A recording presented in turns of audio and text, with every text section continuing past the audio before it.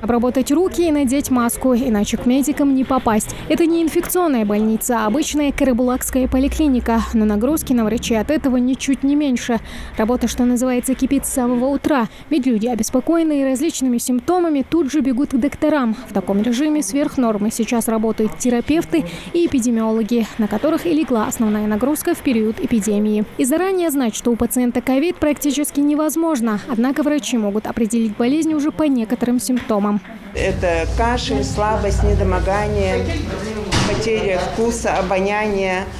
Также они могут жаловаться на боль в пояснице, боли в мышцах. Реже может быть рвота, тошнота. При гриппе обычно все начинается ломота в теле, боли в мышцах. Температура у них изначально бывает намного выше. У них может быть 39-40.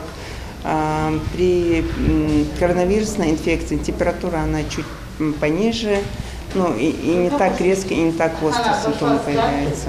Работа с коронавирусом – это командная работа медиков не только в стенах поликлиники, но и скорой помощи. Именно здесь и начинается длинный путь в лечении коронавируса. В диспетчерской городской скорой вопросы как при стандартном врачебном осмотре, только дистанционно. Скорая Карабулак. Слушаю вас. Что с вами? Температура? Что? Кашель еще, да? Хорошо. В списке первоочередных – пожилые люди и больные с тяжелыми симптомами. Чтобы составить клиническую картину, времени много не уходит. В диспетчерской скорой помощи только за сутки принимают несколько десятков звонков.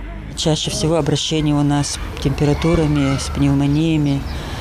И этих больных мы госпитализируем в близлежащее учреждение, НРБ, в Награновскую районную больницу и Сунжинскую больницу.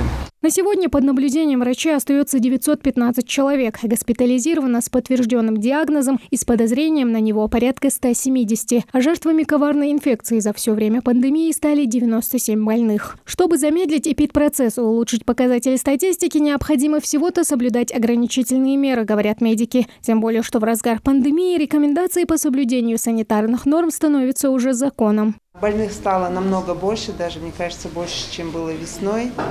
Поэтому меры предосторожности очень важны. Без необходимости не выходить из дома, по возможности не посещать места большого скопления людей.